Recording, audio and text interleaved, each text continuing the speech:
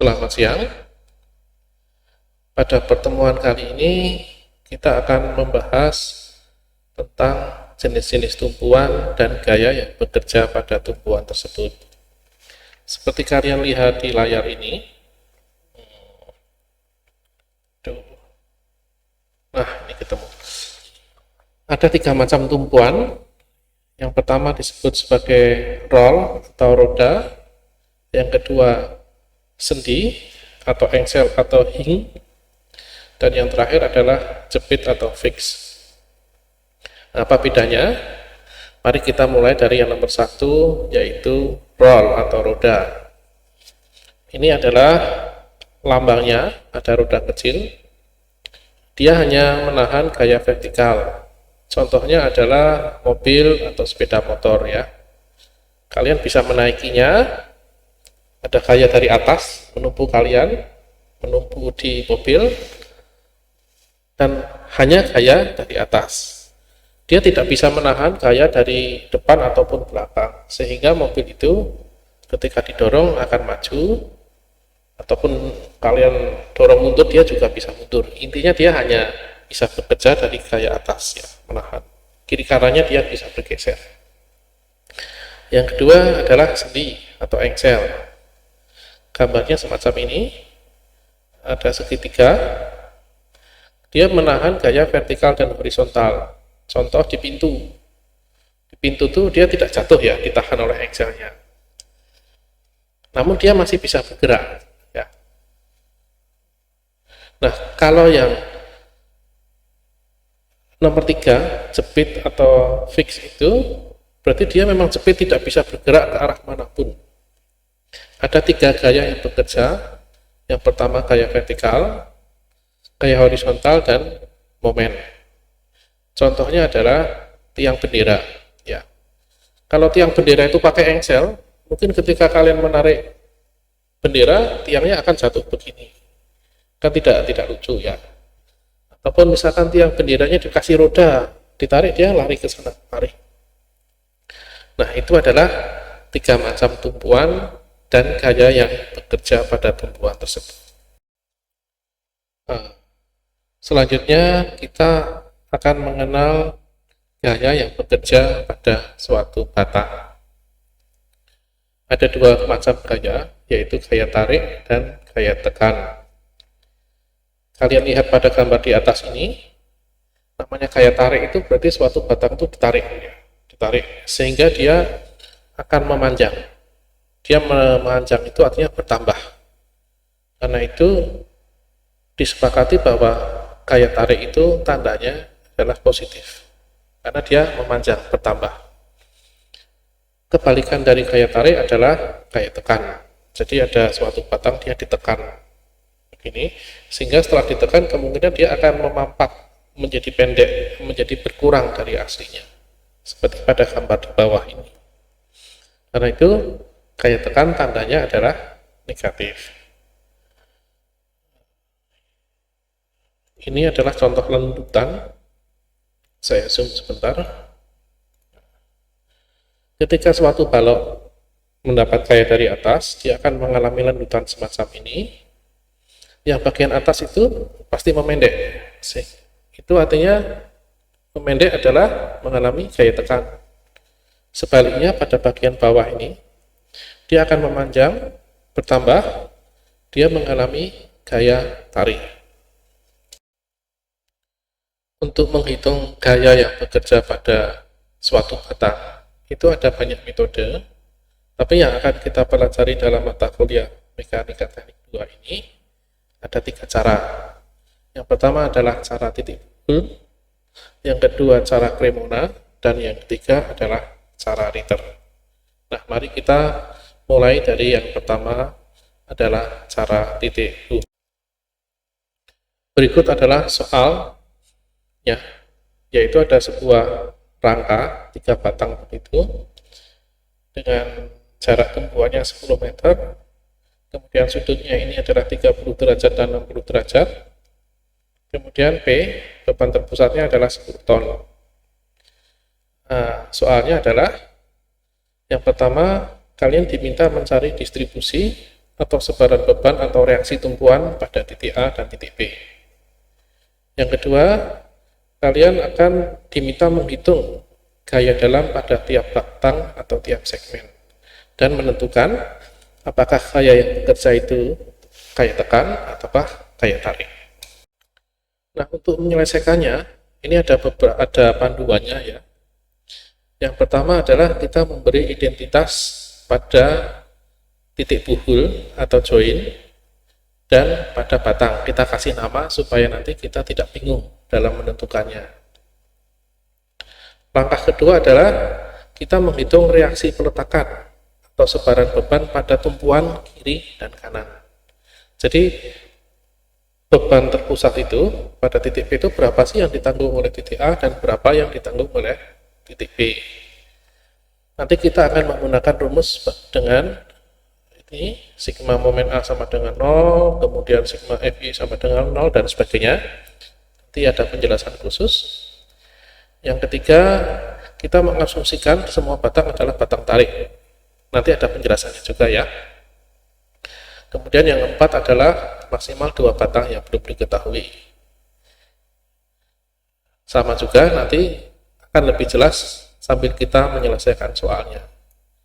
Yang perlu kalian ingat adalah kita ada namanya kesepakatan vektor dan kesepakatan momen. Kesepakatan vektor adalah seperti pada sumbu kartesius itu ya. Jika itu sumbu datar, maka yang ke kanan kita sebut positif, yang ke kiri negatif. Pada sumbu vertikal, yang ke atas adalah positif, yang ke bawah negatif. Kemudian kalau momen, yang searah jarum jam adalah positif, yang berlawanan adalah negatif. Mari kita mulai dari menentukan untuk menghitung sebaran beban, kita perlu memastikan jarak. Berapa jarak P terhadap titik A dan berapa jarak P terhadap titik B ya, dengan kondisi semacam ini. Ini sudah kita bahas dalam pertemuan berikut sebelum ini tentang trigonometri ya. Mari kita ingat sekilas tentang penyelesaian soal ini. Oke, saya zoom dulu. Nah, seperti ini. Jadi ini bentuk segitiga seperti ini dengan jarak bla bla bla. Bagaimana cara kita menyelesaikannya? Kita memakai persamaan, di mana tinggi A ini sama dengan tinggi B. Tinggi vertikalnya A sama dengan tinggi vertikalnya B. Sesuai rumus tangen, ya, di mana diketahui bahwa Y-nya milik A ini adalah 0,58-nya X1.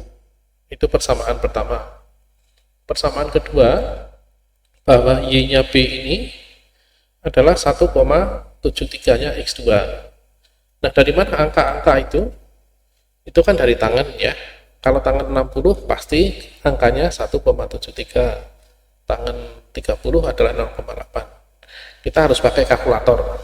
Nah, dengan persamaan ini, bahwa YA sama dengan YB, ketemulah bahwa X2 ini 25 cm dan X1 adalah 75. Setelah kita mengetahui jarak, ya ini 75 satuan dan 25 satuan, maka kita bisa menghitung berapa reaksi vertikal di titik A dan titik B. Caranya demikian. Pertama, gunakan rumus bahwa sigma momen di A adalah 0. Pada kita di titik A ini, kita melihat bahwa P arahnya turun, berarti dia searah jarum jam, nilainya positif.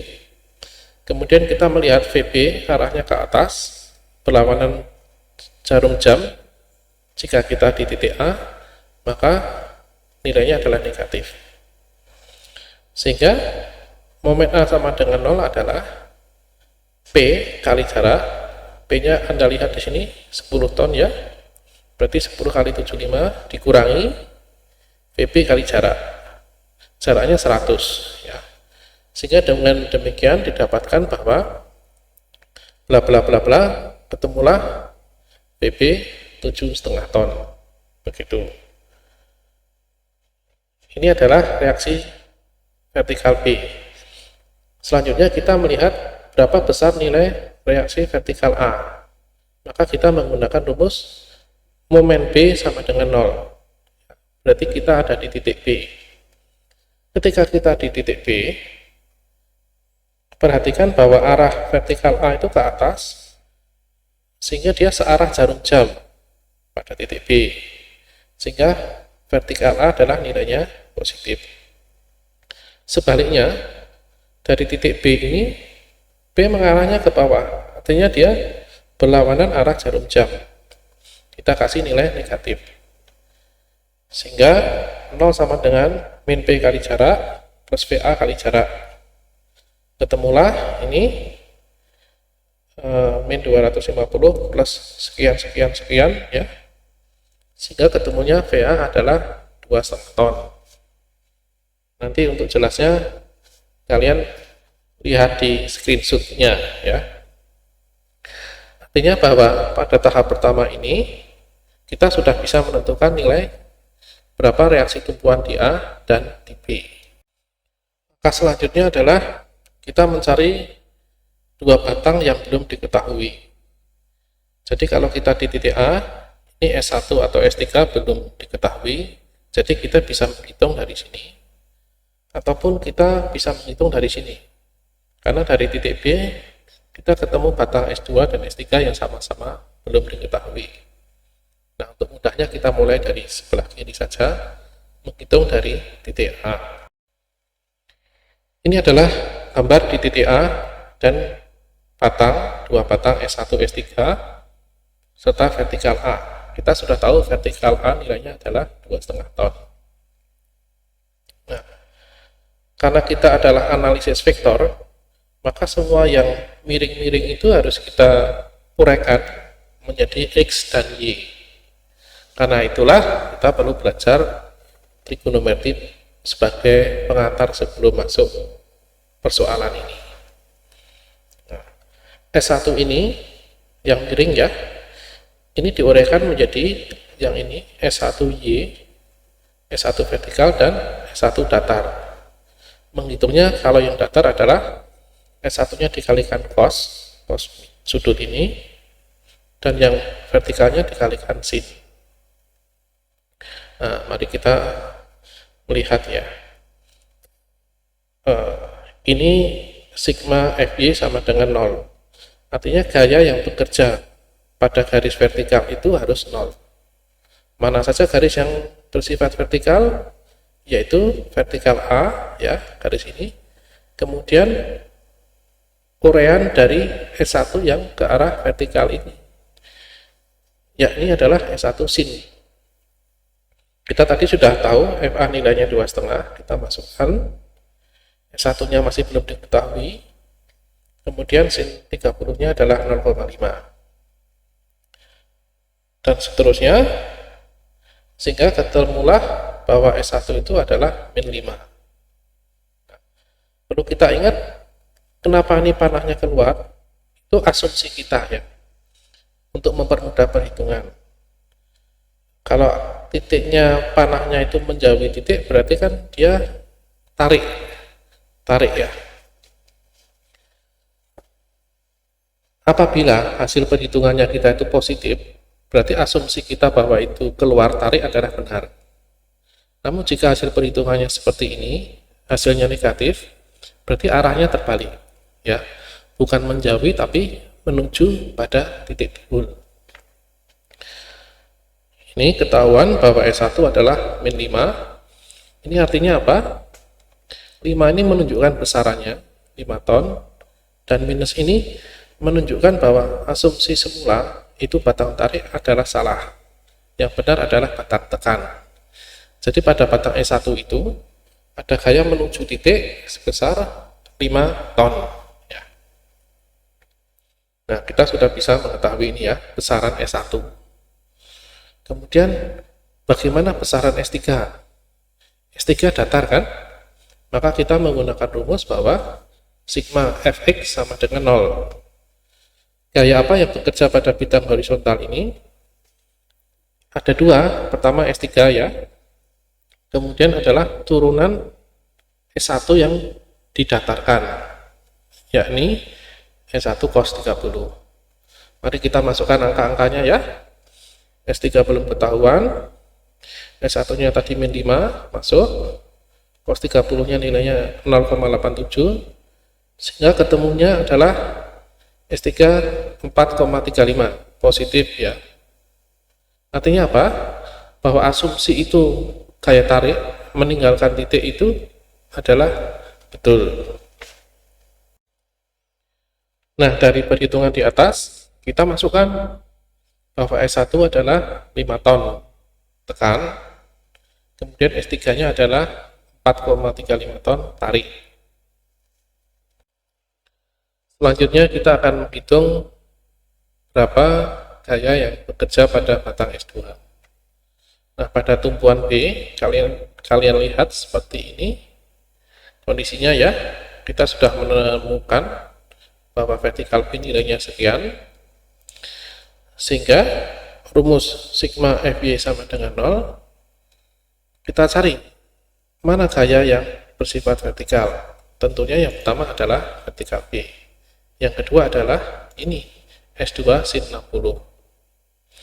Sehingga kita masukkan ini, FB-nya sudah positif 7,5 ya, S2-nya sekian sekian sekian, sehingga hasilnya adalah S2-nya minus 8,62. 8,62 adalah besaran, maksudnya 8,62 ton. Minus itu menunjukkan bahwa asumsi semula ini batang tarik meninggalkan titik buhul adalah salah. Yang betul adalah gayanya menuju titik buhul, menekan ya. Kemudian setelah kita ketemu batang S2, kita juga bisa menghitung S3. Kita pakai rumus ini, sigma Fx sama dengan 0. Mana gaya yang bersifat datar? Yang pertama tentu adalah batang atau segmen 3. Yang kedua adalah urea dari S2 yang didatarkan, atau S2 cos 60. Dari perhitungan ini, ketemulah S3 4,31. Dengan demikian, kita sudah bisa menemukan gaya yang bekerja pada 3 batang tersebut. Ya, dan kita juga sudah bisa menentukan apakah gaya tersebut tekan ataukah tarik. Hasil perhitungan di atas kita masukkan dalam gambar, sehingga hasilnya demikian ya. Yang warna biru itu sebagai simbol itu batang tekan ya, mendapat tekanan ya. Kemudian yang batang tarik kita kasih pembedaan dengan warna oranye ya, besarnya sekian. Kalau ada pertanyaan, Pak, tadi di perhitungan awal S3 itu besarnya 4,31, kenapa sekarang 4,35? Itu karena faktor desimal dalam menghitung sin dan cos ya. Karena harusnya kan kalau mau utuh itu harus sekian desimal angkanya, tapi kita mengambil hanya 2 saja. Sehingga ada selisih yang sedikit itu ya, 0,4. Tapi demikianlah, kalian sudah bisa menghitung berapa gaya yang bekerja pada tiap batang dengan metode titik buhul.